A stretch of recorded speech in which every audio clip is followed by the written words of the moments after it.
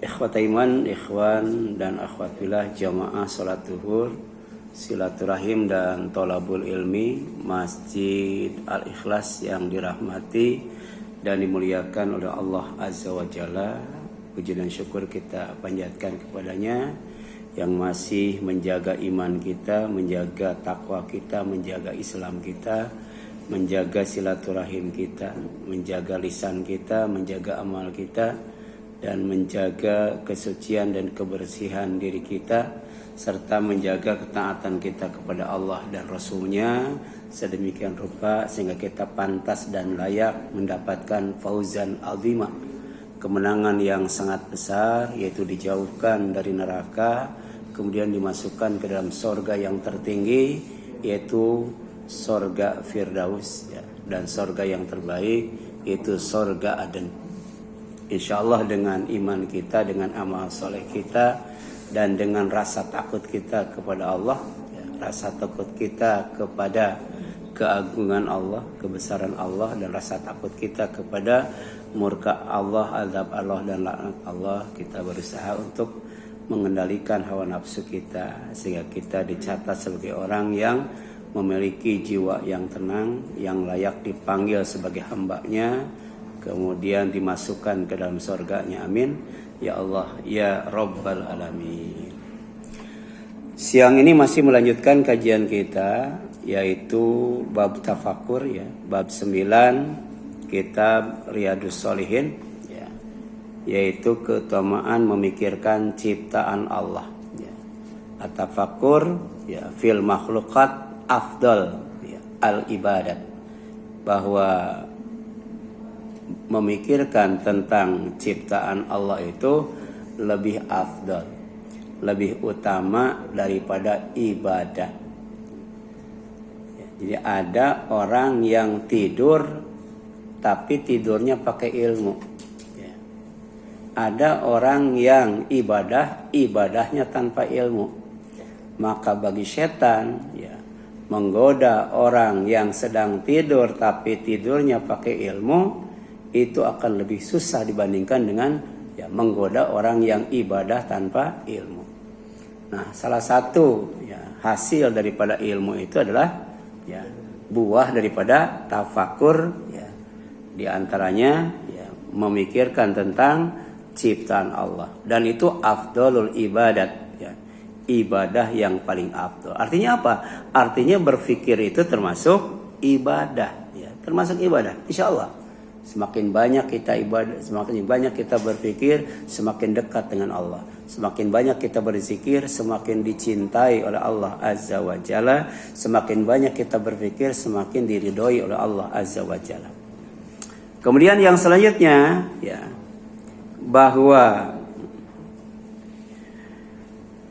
tafakur, ya, sejatinya adalah merenungkan, ya, serta menghayati arti dan maksud Al-Quran, ya, sehingga meyakini kebenarannya sebagai wahyu Allah, ya, yang satu ayat dengan ayat yang lainnya itu saling menguatkan, ya, tidak saling bertentangan, saling melengkapi. Kalau itu kita tafakuri, kita tadaburi, kita hayati, kita renungkan ayat-ayatnya dari arti dan maksudnya, insya Allah kita akan yakin Al-Quran itu benar-benar wahyu Allah. Dan ini, ya, difirmankan oleh Allah, afala yatadabbarun Al-Quran walau kana min indi ghairillah lawajadu fi ikhtilafan katsira. Jadi kalau mereka jujur, ya, merenungkan, menghayati, memikirkan tentang Al-Quran, ya, maka tidaklah mereka menghayati, mendalami Al-Quran itu, ya, sekiranya Al-Quran itu bukan dari Allah, pastilah mereka menemukan banyak hal yang bertentangan di dalamnya. Silakan baca surat An-Nisa 82. Oleh karena itu semakin banyak kita baca Al-Quran, maka ternyata Al-Quran itu semakin banyak memberikan pemahaman yang sempurna kepada kita, ngasih ilmu yang luas dan dalam. Semakin diulang kaji, maka semakin bertambah ilmu dan tidak membosankan. Beda kalau kita baca novel satu kali, kedua kalinya udah bosan. Nonton film juga begitu. Tapi kalau baca Al-Quran, maka kemudian semakin diulang, semakin dikaji, semakin banyak ilmu yang dapat. Ilmu apa? Ilmu yang baru, ya. Kemudian tafakur adalah memikirkan ciptaan Allah dengan memandang dan melihatnya. Tidak hanya merenungkan dan menghayati, tapi juga melihat, memandang, kemudian melihat. Memandang ciptaan Allah, melihat ciptaan Allah, itu tafakur. Ya, sehingga dalam sebagian asar, ya, dari para ulama atau sahabat, ya, menjelaskan ketika seorang lelaki sedang berbaring di atas tempat tidurnya, ya, kemudian ketika dia mengangkat kepalanya, kemudian memandang dan melihat langit dan bintang yang ada di atasnya, kemudian dia berdoa dan berkata, asyhadu anna likulli hadza robban wa khaliqan, Allahumma gfirli, ya Allah, aku bersaksi bahwa setiap sesuatu ini ada Tuhannya. Setiap sesuatu ini ada penciptanya. Ya. Siapa? Allah Azza wa Jalla. Ya. Ketika melihat langit, ketika melihat bintang, ketika melihat ciptaan Allah yang ada di atas, maka dia yakin bahwa setiap sesuatu itu ada Tuhannya, ada pemiliknya. Setiap sesuatu ada yang ngurusnya, ada yang ngaturnya, ada yang menjaganya, dan ada yang menciptakan, dan itu adalah Allah Azza wa Jalla. Kemudian Allahumma gfirli, ya Allah ampuni aku. Inilah salah satu adab ketika kita bangun tidur. Ketika kita bangun tidur, mengambil air wudhu, kemudian berzikir, kemudian berdoa, kemudian keluar rumah kalau bisa. Lihat ke atas, ya, bintang-bintang yang ada di langit, baca surat Ali Imran 10 ayat terakhir. Itu akan merasap. Kita akan dapat mentadaburinya, menghayati, merenungkannya, bisa memandang dan melihatnya bagaimana, ya, agungnya Allah Azza wa Jalla, besarnya Allah Azza wa Jalla, dan kemudian luasnya alam semesta. Pada saat kita mengatakan aku bersaksi bahwa setiap sesuatu ini ada Robnya dan ada Khaliknya, kemudian ya Allah ampuni aku, panadallahu ilaihi faghfaralahu, Allah akan melihat orang itu, kemudian Allah akan mengampuni dosanya, ya. Itu kita lakukan, ya, paling tidak ketika bangun malam.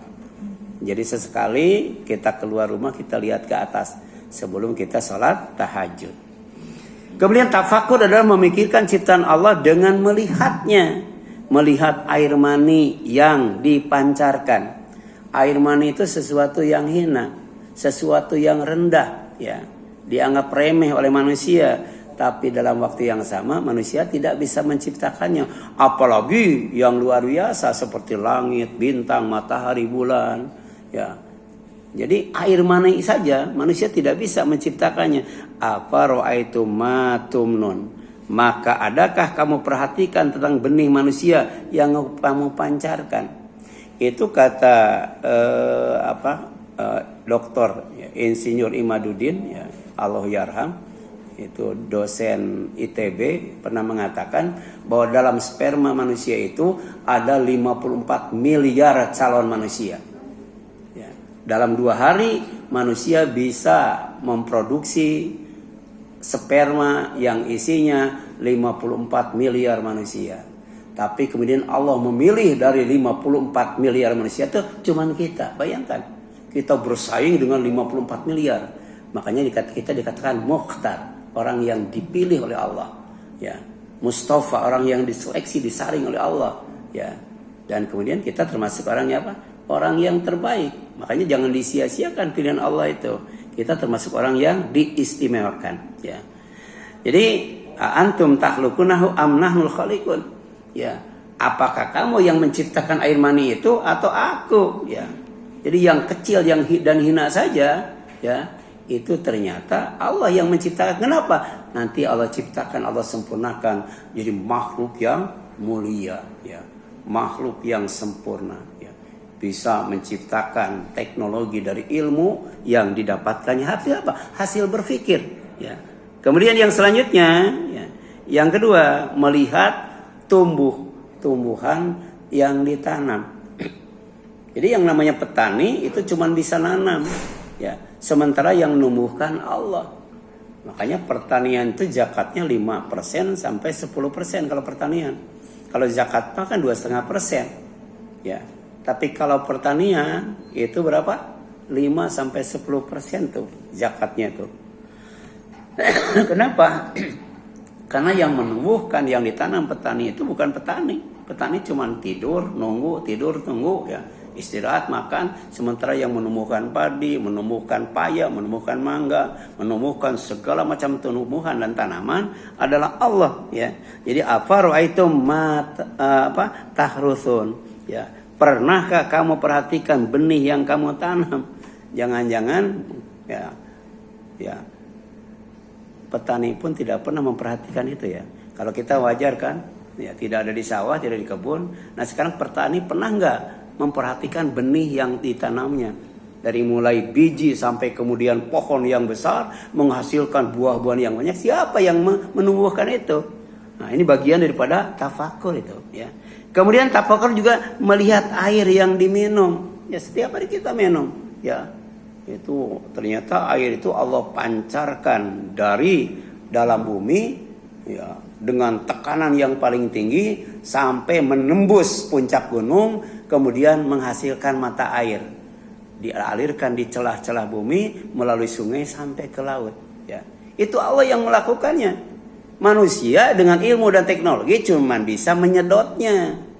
Sementara dalam surat Kahfi, kalau manusia kufur nikmat, sombong dengan rizkinya, sombong dengan ilmunya, sombong dengan jabatannya, kekayaannya dan sebagainya, maka kemudian itu air Allah akan tarik ke bawah, ke satu tempat, satu titik di mana manusia dengan ilmu dan teknologi tidak akan bisa menemukan air. Baca surat Kahfi itu.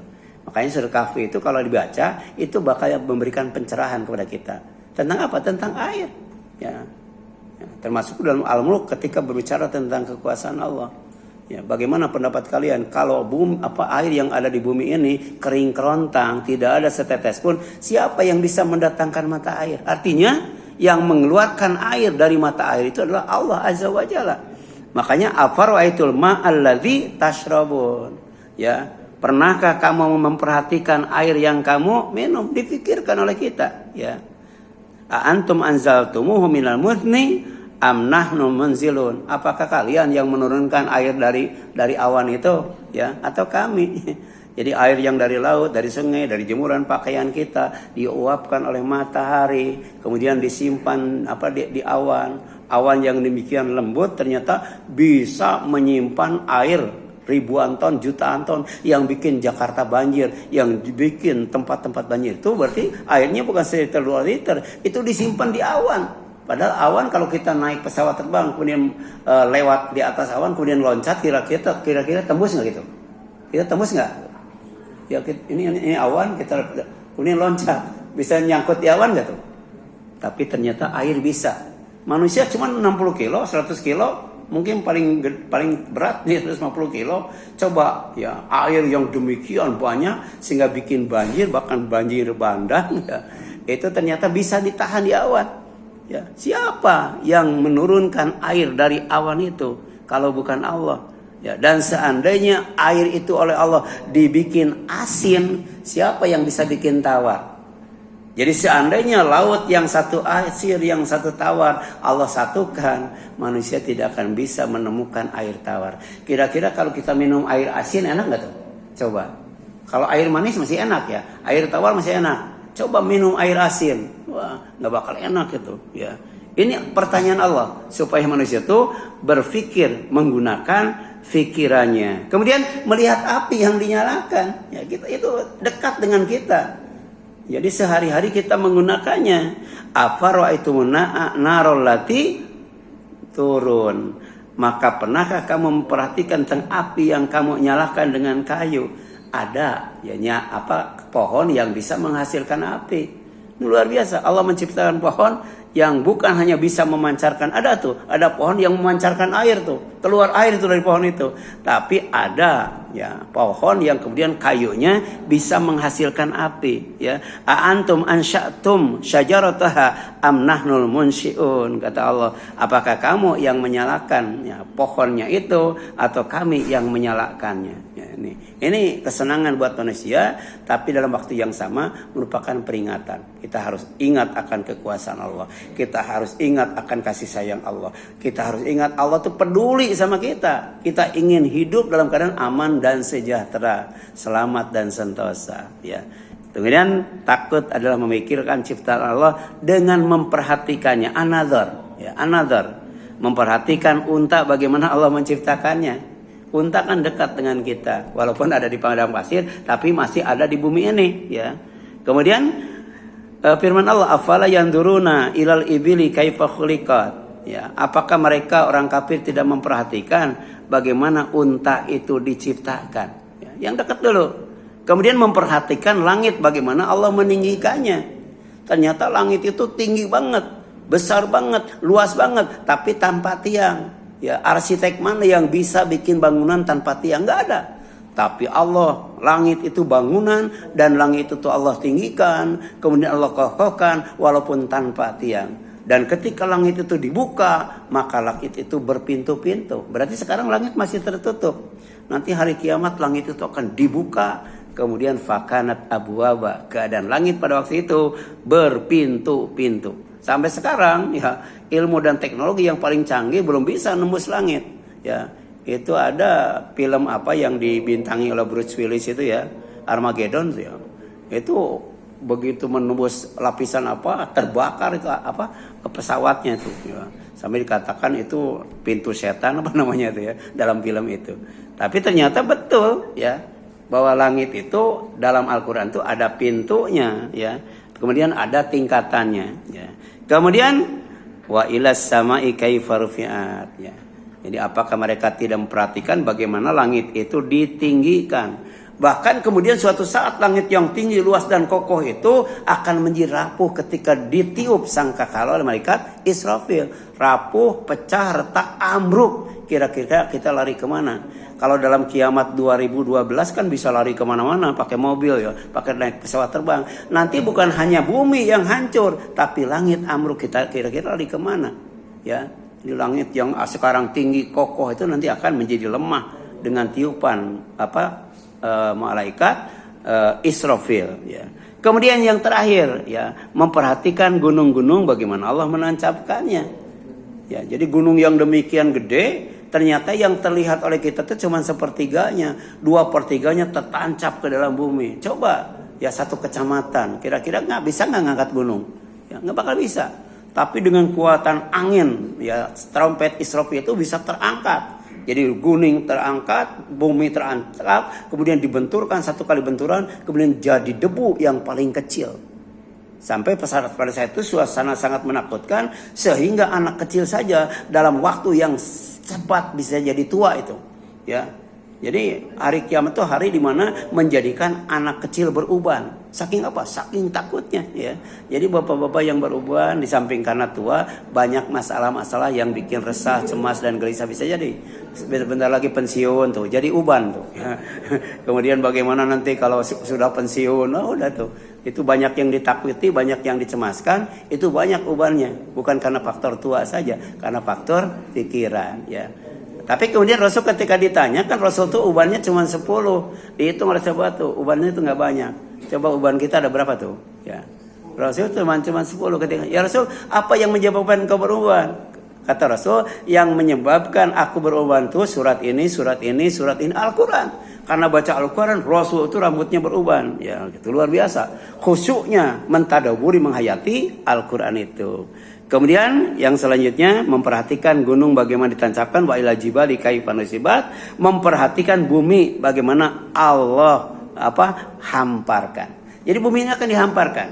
Tapi seiring dengan berjalannya waktu, bumi yang kita tempatin itu mengembang, kemudian meledak, ya. Itu namanya muddat, ya. Wa idzal ardu muddat, ya. Wa alqat ma fiha wa takhalat, ya. Bumi ini oleh Allah nanti akan dikembangkan. Kalau kemudian bumi itu dikembangkan seperti balon ditiup, pada puncaknya, klimaksnya dia akan meledak.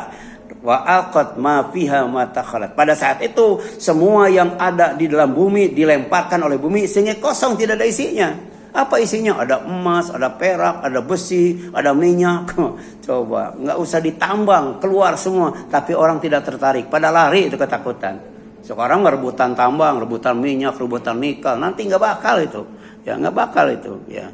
Kemudian, ya, yang selanjutnya, ya, salah satu ya, yang harus kita perhatikan diantaranya adalah unta. Kenapa unta? Karena unta itu banyak memiliki keistimewaan. Di antaranya apa? Air kencingnya, kemudian susunya bisa dijadikan obat. Ya.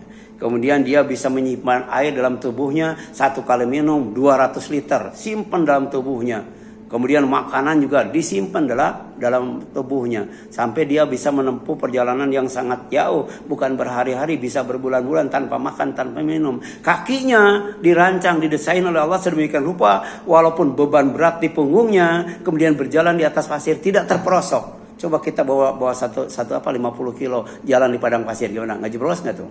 Unta enggak itu, luar biasa. Kemudian di hidungnya juga ya ada alat sehingga ketika terjadi badai pasir dia tidak akan sesak napas. Kemudian bulu matanya itu, kelopak matanya ada 2, bagian dalam bagian luar. Banyak sekali. Kulitnya, bulunya, dagingnya semuanya bisa bermanfaat. Makanya yang pertama Allah perintahkan untuk kita berpikir adalah memperhatikan bagaimana unta itu diciptakan. Baru kemudian langit, baru kemudian gunung, baru kemudian apa? Bumi. Itulah ya cara Allah ya membangkitkan ya bagaimana kita berpikir, tidak hanya berzikir kepada Allah saja, tapi juga berpikirkan ciptaan Allah, sehingga kita bersyukur kepada Allah karena tidak semua ciptaan Allah tidak ada yang tidak bermanfaat semua. Kemudian kita kagum dengan karya cipta Allah karena semuanya sempurna, dan dalam waktu yang sama takut dengan keagungan Allah Azza wa Jalla. Itu barangkali yang dapat disampaikan, mudah-mudahan bermanfaat bagi kita sekalian. Mohon maaf apabila ada kesalahan kurangan. Kita tutup dengan subhanaka Allahumma wa bihamdika asyhadu an la ilaha illa anta astaghfiruka wa atubu ilaik. Wassalamualaikum warahmatullahi wabarakatuh.